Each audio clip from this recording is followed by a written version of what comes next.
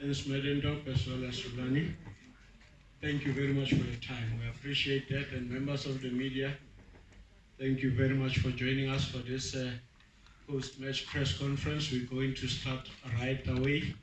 We'll start with the home coach and Victoria's coach, and Smedendorp, to give us a summary version of what transpired in the 90 plus minutes.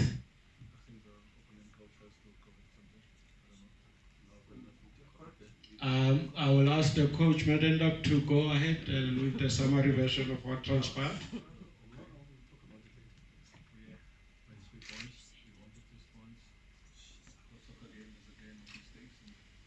In attack and in defending, and we made less mistakes.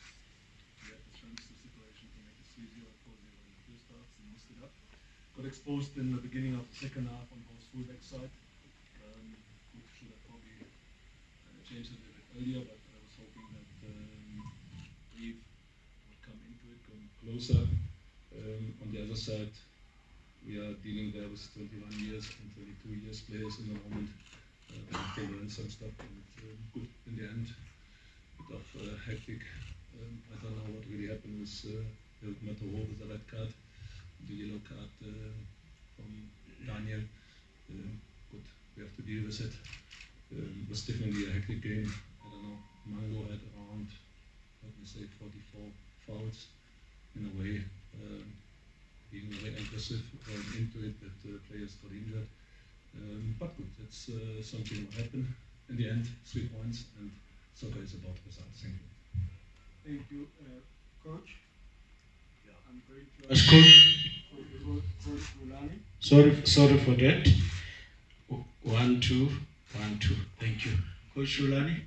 There's a mic just similar like this one. If you can get it closer to you, thank you very much for that, Coach. If you can give us a summary version of what you saw in the 90 minutes plus. Good afternoon to members of the media. Mr. Maposa, thanks for saying Coach Rulani.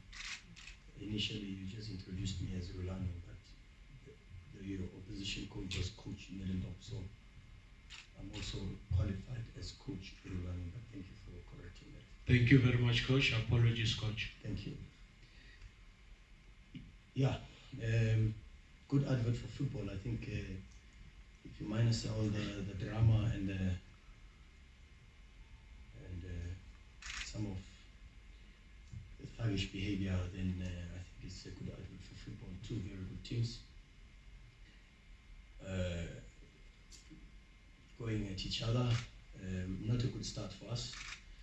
Unfortunately, we made a mistake that led to an own goal, and they take the lead. We had a couple of chances, hit the crossbar, could have made it level, but they got another situation on the transition, and then set piece, they've got the qualitative superiority to cause you a lot of problems, and particularly also with the diagonal ball, they were causing us a lot of problems to look up pitch on the far post on the left hand side, and we structured it a little bit better. We changed some things at halftime to bring a central midfield a little bit closer to screen, and once we dealt with that, we could pick up second balls. Created a few more chances. Fortunately for us, we got the one just before halftime. But it could have been 2-2, Vincent Pule had a chance, one-on-one with the keeper, and again, it's our story. He hit the crossbar, hit the upright. And then you go 2-1 into halftime, you change a little bit again, a bit of the structure, and yeah, could have been 2-2. But I hear Coach Medendorp saying he doesn't know what happened with the red card. I watched it again, and I think it's not just Mato that should have been sent off. Is real thuggish behavior doesn't belong on the pitch. Is very, very bad football, and it starts with things like even with Katsande's tackle on Fortune Makaringa in the first half, over the top, career-threatening tackle, and thuggish as well. Those are some of the situations, and those are the situations that I'm talking about, and those things don't belong in South African football. Shouldn't be condoned, and we should not accept such things. I've got a player bleeding now with a broken nose because he was punched in the face. The Kaizer Chiefs is good enough to beat us, on tactics, on personnel, well-coached team, excellent. But not on diving, diving inside with Parker, excellent dive. Not on thuggish tackles, not on boxing. No, on boxing, we don't train boxing. You done, Coach? No, I'm done, thank you. Thank you very much, Coach. Members of the media, it's your turn now. We will ask you to ask a question. Before that, mention the name of your media house and your name as well. I've got already hands at the top. Where's the mic? At the roving mic, let's start at the. We'll start with you, Belile.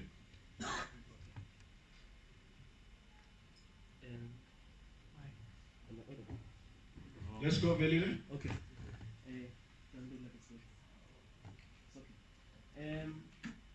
Coach Rulani, we spoke about the absence of Happy Jele earlier this week and how we were going to deal with that. At 2-0 down, especially early in the game, you felt maybe aerially you didn't address the aerial strength that Kaizer Chiefs had, because if you look, especially they were winning almost every ball aerially, or was it a case of you had to balance in terms of what do you bring to deal with the aerial strength of Nogovic and Castro? Yeah, good question, and it's a football question. I've got a lot of respect for the opposition coach. I think he pays attention to detail. The team is well coached, and you could see the plan was there. The reality is that the aerial balls were not coming into the central corridor. They were actually going on an overloaded side on the right. And that is a qualitative superiority. When you talk of superiorities in football, you talk of a qualitative superiority. I mean, Novkovic is 6 foot something, Mabaso is 5 foot something. So obviously, even if you talk about Uhepi, it's not in that position where we were struggling with aerial balls. It was in the fullback positions, and you could see even the plan in the second half. Once they took off Castro, Novkovic then went to try and gain again qualitative superiority on Paseka Marco on their right hand side and our left. But that is how football is. It's a game of chess. You read some of the things, you read the movements, the plans, and you try to come with solutions to be able to deal with it. You can't stretch the player and make him taller, but you can maybe make a few more adjustments from the midfield to put a bit more screening and a bit more protection. So no, I don't think the centre backs lost a lot of jewels. I think the jewels were more from diagonal balls that were well created, and you can see that it's a coaching element. So that you've got to credit the coach for. Thank you very much, Coach. We'll move the mic. Thank you.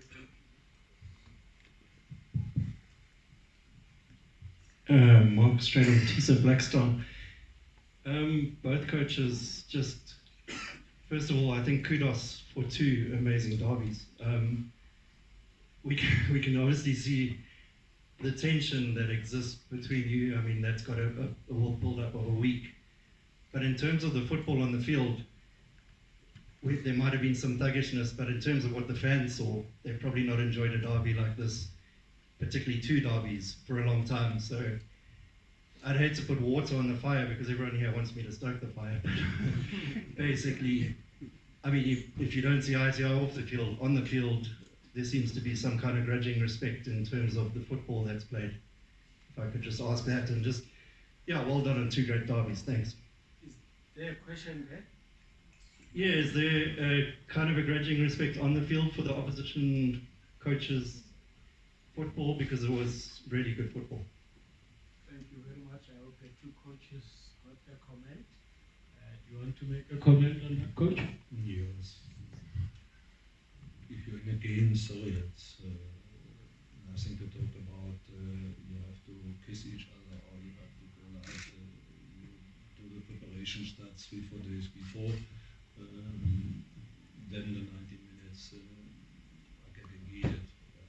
Whatever you do intentionally or whatever you provoke, or that's something what happened. And coaches are taking it. And sometimes you need an hour longer, or you need a day more to eat it, to process it. But I have already a friend. I don't need an hour. Thank you very much, Coach. Coach, is there a comment on that? No comment. Thank you, Coach. We'll move along. That was the last question that I allowed it to be expanded that far. Please straight to your question, name and so forth, because I think we've got many hands today. Coach Roland, you spoke about the Turkish behavior, SARS here. Oh, Was this Turkish behavior on one side or both sides? Because we don't have the benefit of the place from where we're sitting. yeah, but you tell me, you watched the match. Yeah, but you watched the match. You saw the match. You saw the match. And really, to be honest with you, I try my level best to control my emotions. Normally, I invest a lot in terms of reading on emotional intelligence, and I try very much to control my emotions. And yes, like Coach Mirelop says, some of us, maybe we take an hour or 2 or 3 or 4, and maybe we take a week, but it's okay, you know. It's the reality of the situation, unfortunately, is there was Turkish behavior, and we cannot condone that. That does not belong to South African football. We can't go back to times where we've moved so much in terms of making sure that the Pirates and Chiefs fans sit together in the stadiums. We can't condone such behavior that's going to bring us back into situations where it really, really is a situation where we've got stampedes and violent things happening on the pitch. It can't happen. And if that's what we want as South Africa, then maybe we haven't learned our lesson. It's not right. I've grown up in this country. I know this country, and I didn't leave this country. No, I didn't go on a tourism thing, so I know what has happened in this country, and I understand everything that happens. And I may not be. Sometimes people slap me left and right. Sometimes, and they think I don't see, but I keep quiet and I move on. But you can slap me. It's okay. It's all right. But don't punch my players. Thank you very much. And we're going to move away from the behavior and Joe Noita from your frame. Straight question to end. Do you think that your players exhibited thuggish behavior? And to Coach Rulani, how important is the way the team plays? How important is the way the team plays? Because there was a lot of talk when you in the technical team at Mutual talked about it's not just about winning, but also how the team plays. And when you're struggling, is there a way maybe to balance that compromise and just win ugly? Coach Melendop, can we close this Turkish? Yes? No, but you can't tell us what. Go ahead, Coach.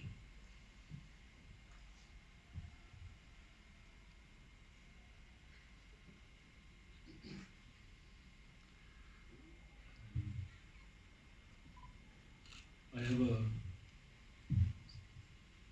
good education, and my parents told me at a certain time, don't talk, don't start wars or fights or when you think it's not right, just show you are a grown up. 1 against 1 belongs to soccer. The number of 1 against 1 is normal way that here and there you are winning, you are losing.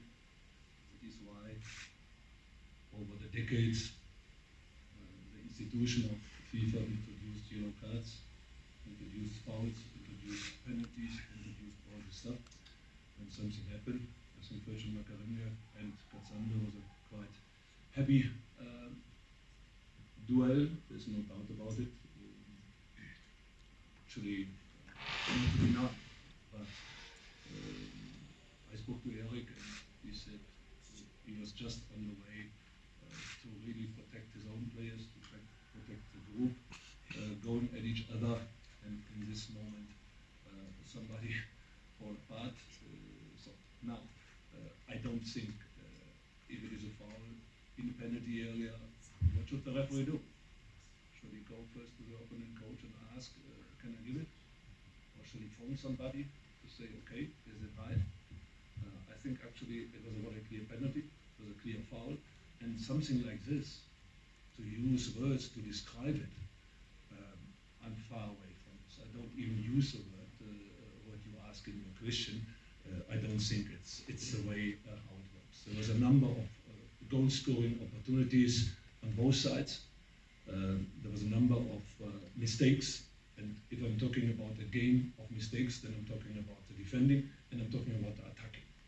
And my absolutely bigger, and it's what I'm always saying, the bigger number of mistakes, back to South African soccer, the bigger number of mistakes are done in attacking, in the final third. Ask other coaches who played, for example, yesterday evening, again and again. It's fine, it's okay, but will you blame now another team that they made less mistakes, that they had fewer error? I think mistake making is in defending, is it in attacking third, and if you take these opportunities, you score, meaning you can be happy. We see it all over the world. It's not South African like in the end there is a foul. Is I think 96 or 97 or 94 or 88, whatever. It's a final critical phase where the foul is there. People go each other. That there's a little bit of a tumult. You see it in probably Liverpool, Manchester City tomorrow evening at 6 o'clock kick off. You see it probably against Bayern München, Borussia Dortmund this evening. That's a normal way. It's in particular, if it is a derby, please guys, let's not go into it and say we want to die in politeness. This is about, and I said it in the beginning of the season, and I stick to it. It's very, very clear. We had a lot of injuries last year. Ask why? Because we just went half-hearted into the duels. And this is not soccer. Soccer is number of duels you're winning, less mistakes are you making, and then you get the result. And that is what we follow it up week in, week out. If somebody loves it, likes it, or supports it, so it's not interesting for me. Good.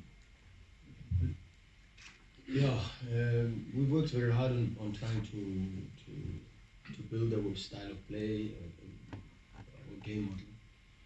And it started, like you rightfully mentioned, with the previous head coach. And the difficulty has just been about introducing the new players and trying to adapt to the new style of play, the new environment, and to rebuild in a way as a new team. So we understand the process. We understand what happened with our team. We know why we are where we are. We know the transition that took place, and we know that at the beginning of the season, we unfortunately had to make sure that we make a facelift on the squad.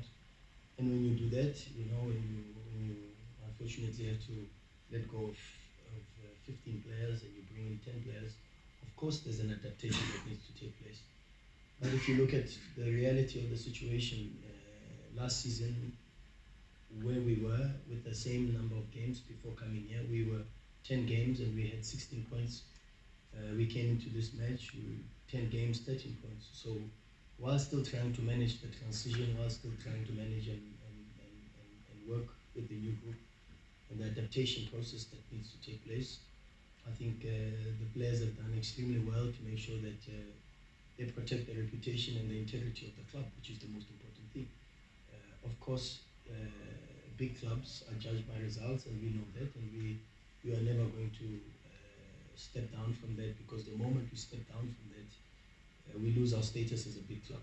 But we are realistic. We are realistic, and fortunately, we have one. Our management understands football and understands where we are, and understands why we are where we are.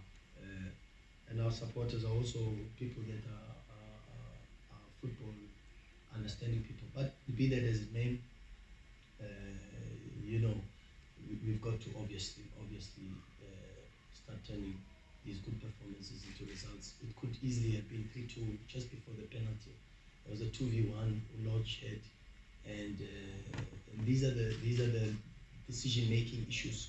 I don't call them mistakes. I call them decision-making issues. And is what pictures do our players see?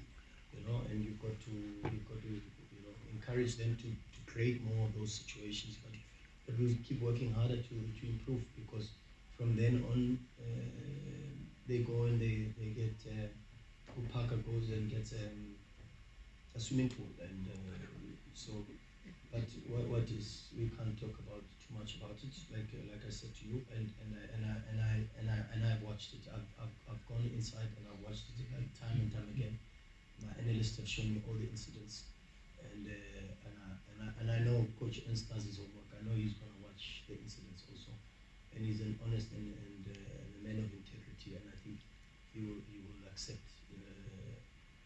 some of the things that happened on the pitch as a man of integrity and as an honest gentleman that I respect. And I've known him for long, and he knows I've been speaking to him before. He knows the amount of respect I have for him. But I think after he watches, I think he's the man that I know, and the man that's well brought up, as he's already confessed. I think he will come back and he will be honest and say some of the incidents really is unfortunate. It really is really unfortunate. It shouldn't be on the pitch. Thank you, Coach. We'll take the last 3 questions. We'll start at the top. Just add something.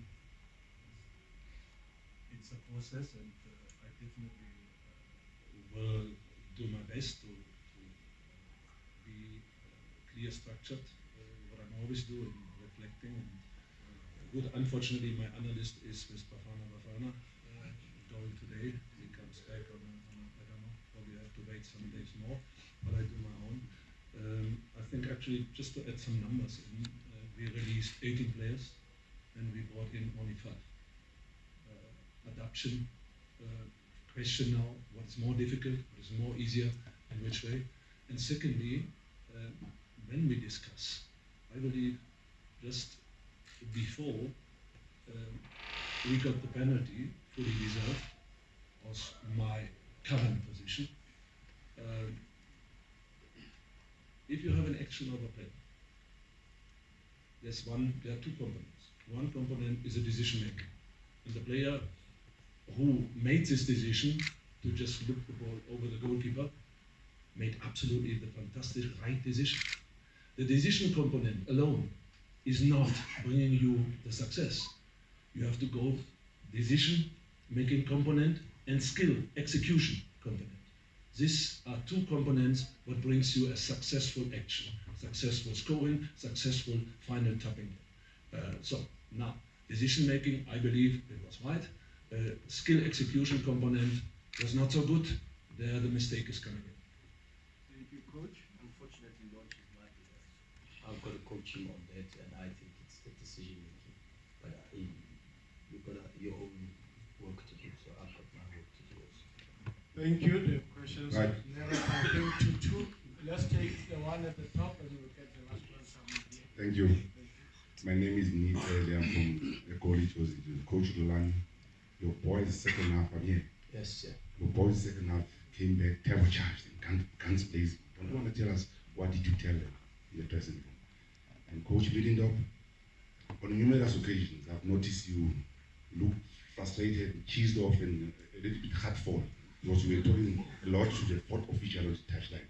Don't you want to tell us what was it? Did you have any issue there? Thank you. Fortunately for the public, Pirates are unbelievable with regards to how they've moved from a commercial and a marketing perspective. And there's something called Pirates TV. There's a Pirates app that gives you exclusive access into what happens in our change room. And without giving too much away, I think if you go into that, then you will understand, because otherwise I've got to repeat my French, because there was a lot of French that was said in the change room at halftime. So I'd rather not, and I'd rather than try to promote Pirates TV and try to congratulate the Pirates marketing department for fantastic work that they're doing, and they give exclusive, the only club that gives exclusive footage to the change room, and this is my answer to your question. Thank you, Coach. And the word hardcore was mainly used as a slang, Coach. It's just talking about you looked more frustrated. You are coming with question around. Really, you guys are always in a way where I think actually something is happening. I don't know under what circumstances you entered here, but let me be very clear. This type of question, being frustrated, winning streak 2, seeing and asking the fourth referee if he can please have a talk. This mango fouls, what I've seen consistently over 90 minutes, on 90, 100 minutes or 100 minutes, whatever in terms of, and you are coming around with such question. You're good. Thank you, ladies and gentlemen. The last question will be here. Coach Rulani, after your win at Highlands Park, I asked you whether the manner you won really mattered, and you were neither here nor there. You didn't give us a clear answer. Today, seeing that the main decision went against your team, does the manner of losing matter? The manner in which you lost really matter again? Yeah.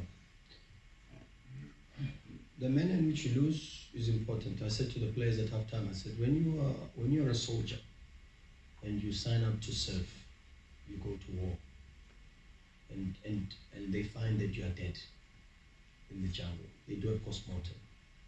If they find that the bullet was shot at your back because you were running away, they call you a coward. So there's a certain way that Orlando Pirates must lose football matches, but not by buying down and allowing opponents to bully them and all of that. There's a certain way we have to respond to the game, and there's a certain way we've got to play, particularly because we've prepared in a certain way.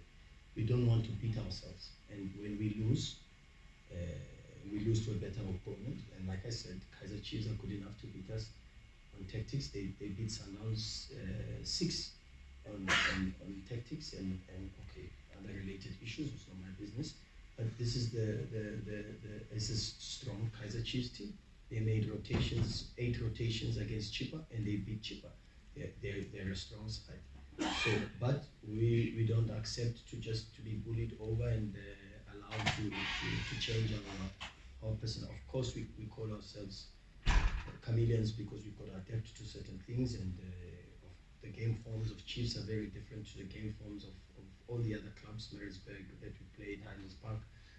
But yes, the way you lose a match is you have to lose the match with dignity and pride and represent the club well, and that's very, very important. And I think credit to the players for that.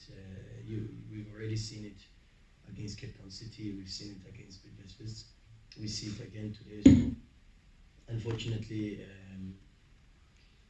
today under different circumstances, and but gallant performance, and I've just got to say kudos to the players for their never say die attitude, their relentlessness, and I'm very proud of the Orlando Pirates players, I must tell you. I've said this before to you guys, I've got a very long way of coaching to go.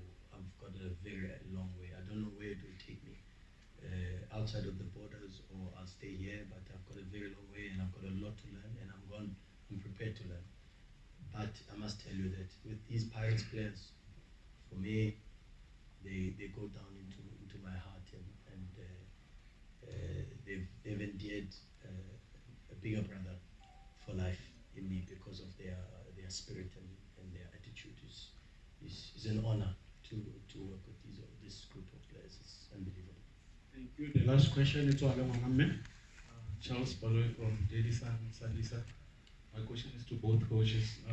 Are you looking forward to the international break? It's going to be a break. Is it coming at the right time, and what will you be working on?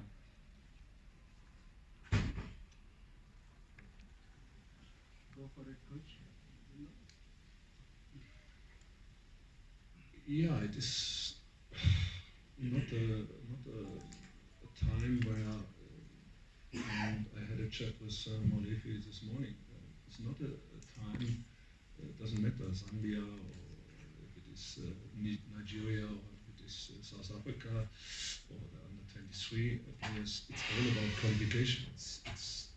And going to Ghana, I can tell you, if you have the Black Stars over there, it doesn't matter in which town, definitely not Accra, and definitely probably not Tamale, I think they go to Golden Coast. You must be prepared. If you not prepared for really going into it, there is a problem. So, meaning that, of course, the players on the 15th and on the 19th, 2 players, the other players, we take them out for some days, give them just a rest. We haven't really, we started early in like all the teams in the middle of June. We haven't really had the breaks. Just remember, in October there was a break. We played Helix Cup, we played Makufe Cup, end plus national team players. It's always something where in the moment we know that, for example, the next game against Maritzburg on the 24th of November, Daniel Ape can play. That means we have to go very clear into it. We haven't available Eric Mataro, so we have now the time to go into it. On the other side, probably the first choice could be Siyabonga Ngisana. Unfortunately, he is sitting somewhere in Egypt to do duties and the service. Yeah, that's definitely something. After some days rest, we go into it, playing Maritzburg, look what their strong side is in terms of the setup, in terms of the elements, and then we try to prepare ourselves to be successful in this game. It's related to this next game, simple, easy. Looking into bringing some players back, like Kieran Bacchus, Reef Rosler can in a moment only deliver 65 or 70% from the physical side. And of course, it's not a secret, and I said it before the game, and I will repeat it again and again. If you have a number of players inside the first 11, 12, coming from outside or coming back from 6-7 months injury time, it's definitely something where I know personally that not everything can go into the right direction. We have moments inside the game where you think, what happened here now, what is going on, we could do better, you expect to be better already, but if you sit down and you process it, and then you go through what is it about a player like Reef Rosler, for example, coming out of an injury 4 weeks, having been sidelined for, I think, 10, 11 months in Bidwest, coming into our setup. Jagan Sassman played in an NFD the last year, not being with the beginning inside with us. So then I have to realize, Diatia coming back from an injury. So Rama is in the moment not so far prepared. We have some players, and this, of course, is now our duty to bring and pay attention individually to this individual periodization regarding players like Rama, players like Kieran Bacchus, and other players to bring them to the same level and start all together on the 18th, 17th, when the first players are back into full training.